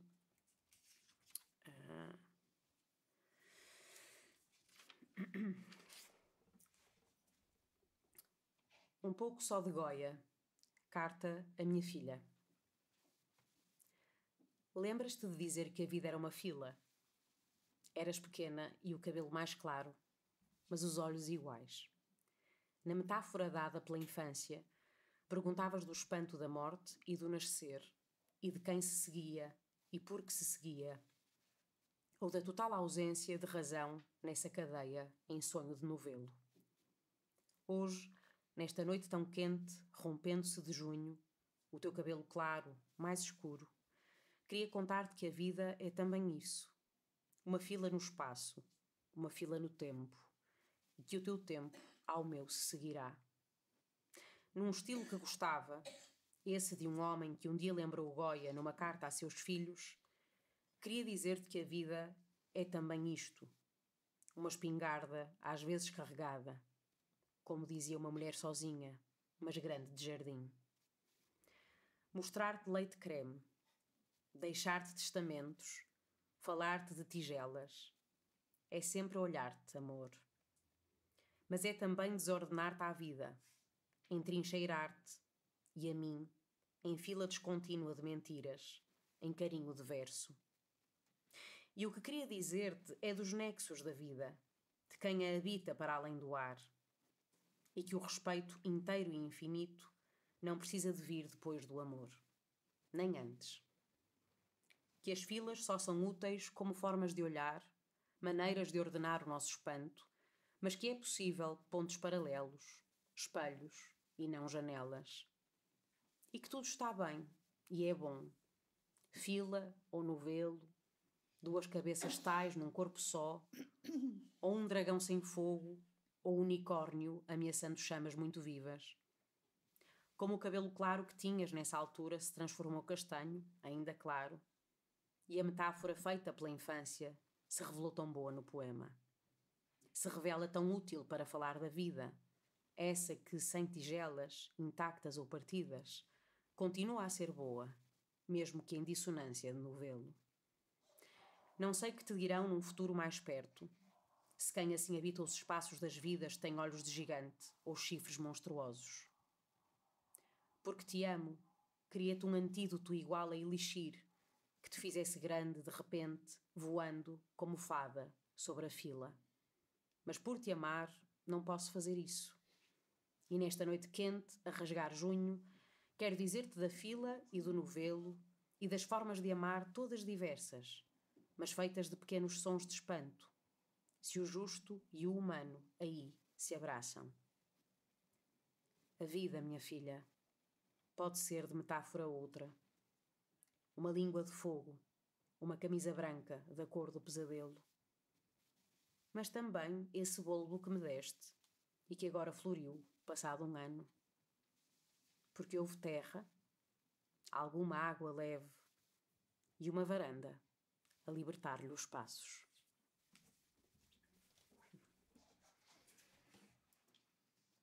querido André? Bem, eu estava aqui a folhear e de repente num só livro tem as palavras todas, a perfeição, está o silêncio brilhante, não está aí brilhante no isto. Oblíquos. Brilhos. Está brilhos. Está ali, pronto, brilhantes, estão todos. Mas eu escolhi um outro que também mete palavras, palimpsesto, que é, este é o título. E um palimpsesto é uma superfície que tem vários textos uns em cima dos outros, que é limpo, é pintada de branco e continua-se a escrever. É isso, mais ou menos. É raspada. É que eu também fui ver. E eu acho muito bonito porque depois o poema fala é de um cesto, e um cesto contém também palavras e pode ser enchido com aquilo que se quer e que se calhar com essas palavras. Até tinha a ver com a pele. Antigamente era o. Como é que ele se chamava?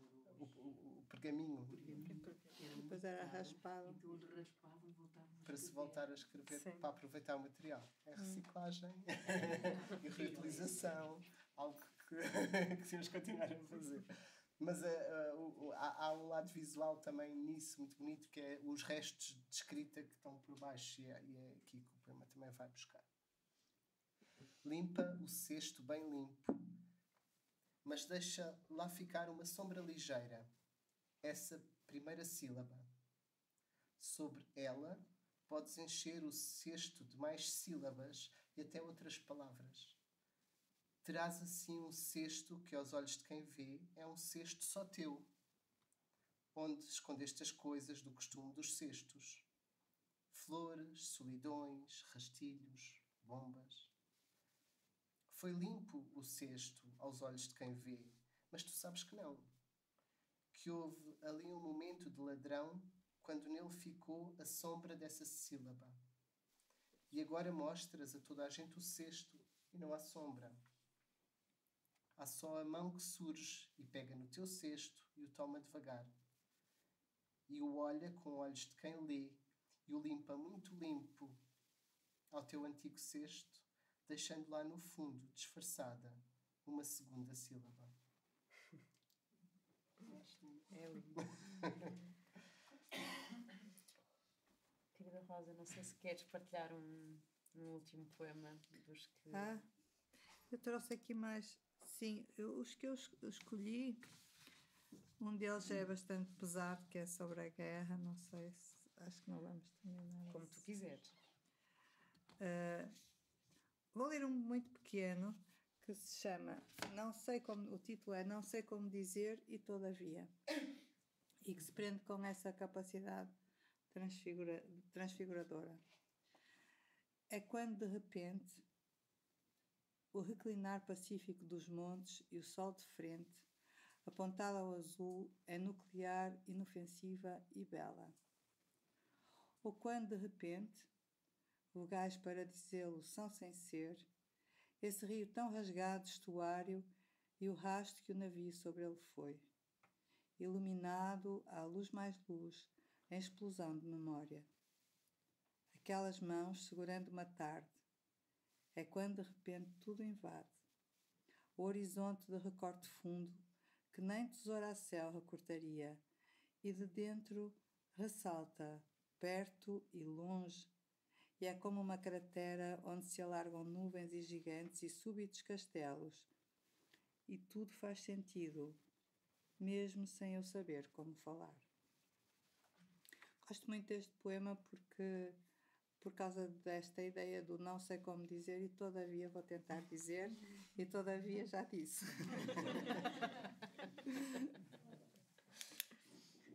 Sónia. Não, eu estava aqui, eu acho que pronto, a Ana Luísa ia gostar de saber que eu, para não trazer o livro, fotografei páginas e deste poema está desfocado. Ou seja, pronto, já tinha este problema de vista. Mas está aqui o livro. Eu sei. Mas pronto, achei que não me apercebi. Era o tempo das estrelas, tens aí marcado. Tenho marcado, mas podemos procurar rapidamente. Ver se... Também não é muito longo. Queres dizer alguma coisa? Quer dizer, mas está aqui. Queres dizer alguma coisa enquanto procuro? Sim. Diz qualquer coisa. Podemos dizer. O tempo das Não quero deixar estrelas. de abrir a conversa. Eu abro sempre a conversa, abrimos sempre a conversa no clube para perguntas, embora hoje seja uma sessão um bocadinho especial. Mas se alguém quiser partilhar, obviamente, se alguém quiser partilhar alguma coisa ou fazer alguma pergunta, estamos aqui para isso. Se não, avanço eu para assim, um último. É muito difícil. Enfim, haveria muita. Sim, Alice, força. Posso? Claro. Só para dizer que este último poema que a Rosa leu, enquanto aquele índice está difícil, precisou dar mais algum tempo também. Ter escolhido assim o mais difícil. Fez-me lembrar um filósofo, não lembro do primeiro nome dele, mas o segundo nome e apelido era Didi Huberman, que tem um texto extraordinário, ou uma compilação de 4 ensaios, chamado Imagens Apesar de Tudo, em que ele reflete sobre, para quem não conhece, e simplificando e consequentemente matando o seu raciocínio, reflete sobre o Holocausto, sobre não haver imagens do Holocausto e o porquê, mas sobre como não devemos deixar. Ele fala de imagens apesar de tudo e ele fala de imaginar apesar de tudo, e de fazer o esforço de imaginar apesar de tudo e não deixar que os silenciamentos e aquilo, naquele caso, foi a máquina de apagamento e de morte nazi, que foi não só pragmática como simbólica, e um apagamento literal de matar pessoas, e um apagamento simbólico de apagar o apagamento das pessoas, e apaga-se tudo. E ele reforça-nos essa ideia de que temos que imaginar, apesar de tudo, aquilo que aconteceu e como é que aconteceu. Onde não temos factos, onde não temos fotos, temos que imaginar, apesar de ser inimaginável. E esse texto que leu, especialmente o título, não sei dizer, e todavia tenho de fazer um esforço. E não sei o que é que a Ana Luísa diria sobre o genocídio que estamos a testemunhar neste preciso momento, mas sei que ela faria esforço de falar sobre ele, apesar de tudo, e todavia, conforme dependendo do autor da formação. Ela tem, eu por acaso tinha escolhido um poema que é sobre a guerra, precisamente. E a Ana Luísa tem um poema fortíssimo sobre a guerra, se vocês quiserem. Eu acho que sim, acho que faz todo sentido. Claro. É um poema que se... mas... Não, continua, porque dramaturgicamente. É um poema...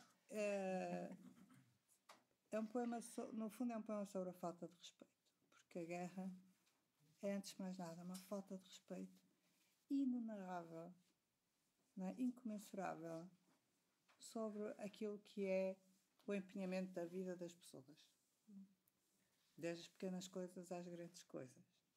E o poema da Ana Luísa é sobre isso. Então eu vou ler. Se a guerra viesse agora em forma de canção, o céu tão de laranja de repente obliterando o sol, se a guerra aqui viesse às 8:30 da manhã, e uma primavera ainda tão de cheiros e muros luminosos, se ela agora chegasse, em olho de ciclope, não via essa varanda de traseiras, sapatos de criança em parapeito a este sol oblíquo, ou a rapariguinha para a escola, o cabelo molhado e limpo, persianas erguendo-se de novo, e outra vez, e um rosto, uma mulher de saia azul e o cesto posto ao braço voltando do mercado, os diários ofícios de silêncio e amor, relva a nascer, flores repentinas, tranças, lenços,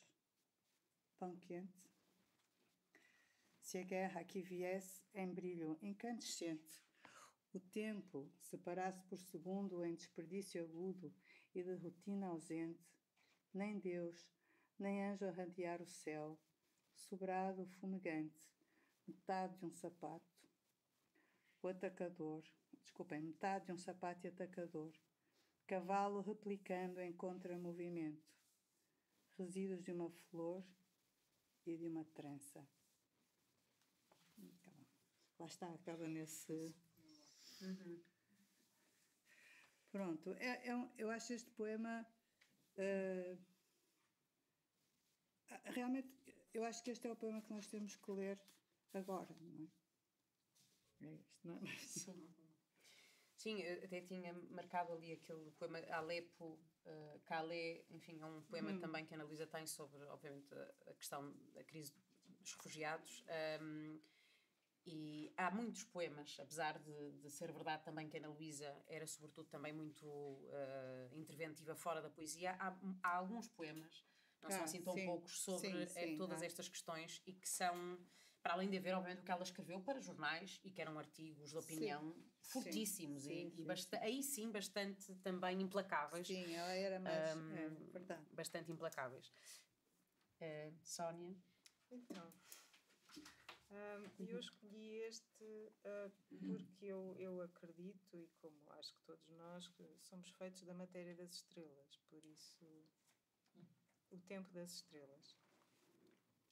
Um compasso de espera tão longo e musical por estrelas destas a tocar-me o rosto, e aprender a aceitá-las, e eu ser um céu imenso onde elas se pudessem passear, encontrar uma casa, um pequeno silêncio de folhas e poeiras e cometas. Na desordem mais cósmica das coisas, organizar inteiro o coração. Porque, a tocar-me o rosto, o tempo das estrelas será sempre, mesmo que tombem astros ou outras dimensões se lancem em vazio ou raízes de luz se precipitem no nada mais atônito. Terá valido tudo a desordem do sol, terá valido tudo este lugar incandescente e azul, porque, a tocar-me o rosto, agora e em silêncio tão terreno, paraíso de fogo, estas estrelas, transportadas em luz nas tuas mãos.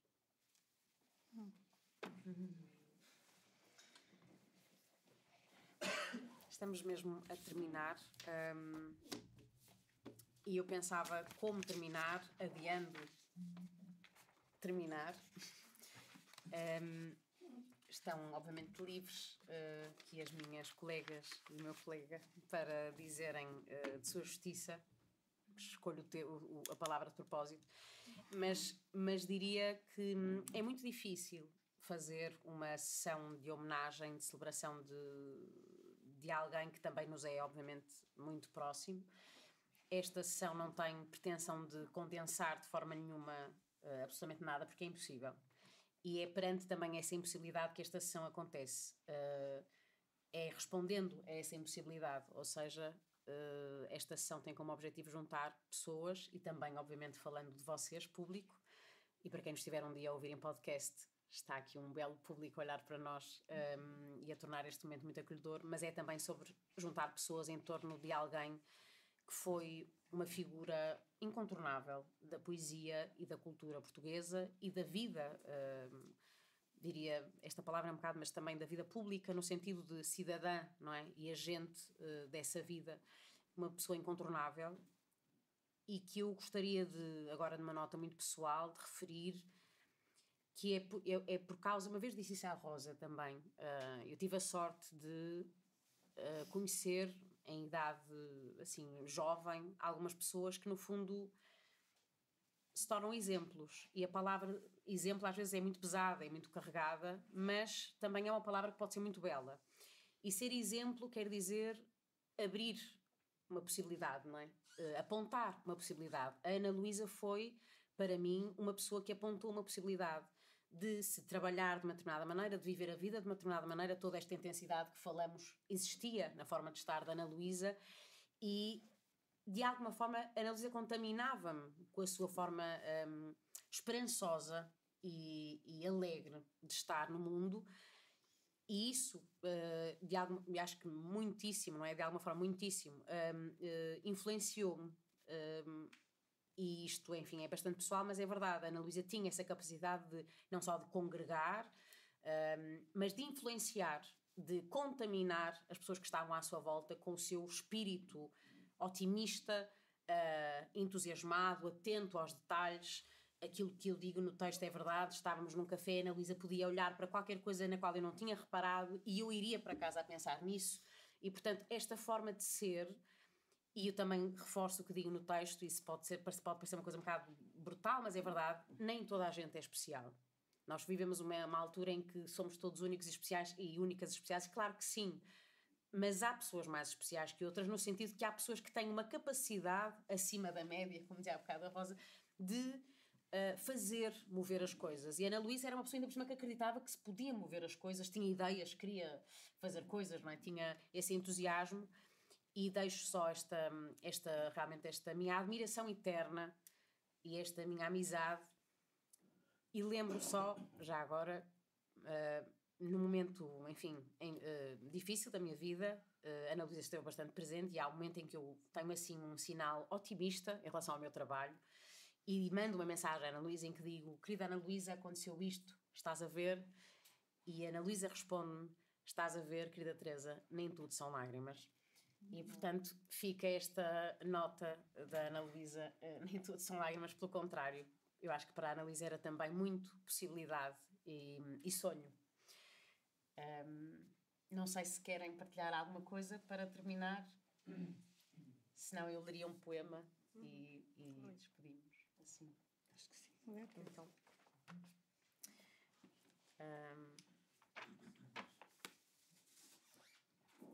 tenho aqui vários escolhidos, porque obviamente não ia ficar só por... é difícil. Se calhar leio aquele... não é? Tem aqui. Tu queres ler tu, se calhar? Não, lê tu, por amor de Deus. Então, é este. Então, acho que este também, enfim, tem muito a ver com a Ana Luísa e com esta ideia do sonho e das possibilidades e da intensidade. Das mais puras memórias ou volumes. Ontem à noite e antes de dormir, a mais pura alegria de um céu, no meio do sono a escorregar, solene, a emoção, e a mais pura alegria de um dia entre criança e quase grande. E era na aldeia, acordar às 6:30 da manhã, os olhos nas portadas de madeira, o som que elas faziam ao abrir, as portadas num quarto que não era o meu, o cheiro, ausente em nome. Mas era um cheiro entre o mais fresco e a luz, a começar. Era o calor do verão, a mais pura alegria. Um céu tão cor de sangue que ainda hoje, ainda ontem, antes de dormir, as lágrimas me chegam como então. E de repente, e o sol como um incêndio largo, e o cheiro, as cores. Mas era estar ali, de pé e jovem, e a morte era tão longe, e não havia mortos nem o seu desfile, só os vivos, os risos, o cheiro, a luz. Era a vida, e o poder de escolher, ou assim parecia. A cama e as cascatas frescas dos lençóis macios, como estrangeiros chegando a país novo, ou as portadas, abertas de madeira, e o incêndio do céu. Foi isto ontem à noite, este esplendor no escuro e antes de dormir. Hoje, os jornais nesta manhã sem sol falam de coisas tão brutais e tão acesas, como povos sem nome, sem luz, a amanhecer-lhes cor e tempos, de mortos não por vidas que passaram, mas por vidas cortadas, a violência de ser em cima desta terra, sobre outros mortos, mal lembrados ou nem sequer lembrados. E eu penso onde ela está, onde ela cabe, essa pura alegria recordada que me tomou o corredor do sono, se deitou a meu lado ontem à noite. Tomada novamente, tornada a movimento, mercadoria bela para ceste de vime, muito belo, como belo era o céu daquele dia. Onde cabe a alegria recordada, em frente do incêndio que vi ontem de noite? Onde as cores da alegria, o seu corte tão nítido como se fosse alimentado a átomo, explodindo? Como fazer de tempo? Como fingir o tempo? E todavia, os tempos coabitam e o mesmo corredor dá-lhes espaço e lume. Obrigada.